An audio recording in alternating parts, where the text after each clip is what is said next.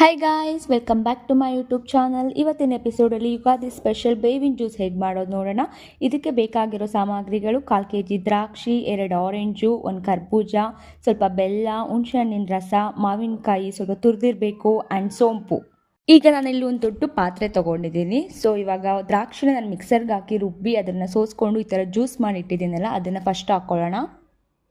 So next ಇವಾಗ ಎರಡು orange ಇತ್ತಲ್ಲ, ಅದನ್ನು ಮಿಕ್ಸಿಗೆ ಹಾಕ್ತಾ ಇದ್ದೀನಿ. ನೋಡ್ಬೋದು, ಈ ಥರ ಮಿಕ್ಸಿಗೆ ಹಾಕಿ ಈ ಥರ ಸೋಸಕ್ಕೆ ಬಿಡೋಣ ಅದೇ ಪಾತ್ರೆಗೆ. ಸೊ ಗಾಯ್ಸ್, ಇವಾಗ ಅದೇ ಜಾರ್ಗೆ ನಾನು ಕರ್ಬೂಜ ಹಣ್ಣನ್ನು ನೀಟಾಗಿ ಕ್ಲೀನ್ ಮಾಡಿ ಈ ಥರ ಕಟ್ ಮಾಡಿ ಹಾಕಿ ಅದನ್ನು ಜ್ಯೂಸ್ ಮಾಡಿ ಈಗ ಅದೇ ಪಾತ್ರೆಗೆ ಹಾಕ್ತಾ ಇದ್ದೀನಿ.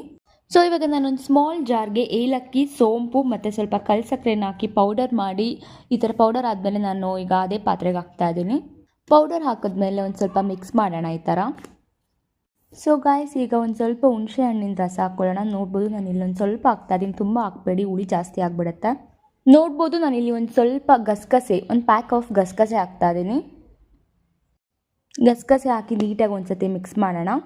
ಗಾಯ್ಸ್, ನಾನಿಲ್ಲಿ 1 ಬಾಟಲ್ ಆಫ್ ವಾಟರ್ನ ನಾನು ಆಲ್ರೆಡಿ ಫ್ರಿಜ್ಜಲ್ಲಿ ಎತ್ತಿಟ್ಟಿದ್ದೆ. ಸೊ ಆ ಬಾಟಲಲ್ಲಿರೋ ನೀರನ್ನು ನಾನು ಇವಾಗ ಪಾತ್ರೆಗೆ ಹಾಕ್ತಾ ಇದ್ದೀನಿ. ನೋಡ್ಬೋದು, and 1 bottle of cold water ಜೊತೆ ನಾನು 1 ಚೊಂಬಷ್ಟು ನಾನು ನಾರ್ಮಲ್ ವಾಟರ್ ಹಾಕ್ತಾ ಇದ್ದೀನಿ. ಸೊ ಗಾಯ್ಸ್, ಇಲ್ಲಿ ನೋಡ್ಬೋದು, ನಾನು ಬೆಲ್ಲನ ಈ ಥರ ನೀಟಾಗಿ ಪುಡಿ ಮಾಡಿ ಇಟ್ಟಿದ್ದೀನಿ. ಸೊ ಪುಡಿ ಮಾಡಿರೋ ಬೆಲ್ಲನ 2 ಹಿಡಿಯಷ್ಟು ನಾನೀಗ ಪಾತ್ರೆಗೆ ಹಾಕ್ತಾ ಇದ್ದೀನಿ.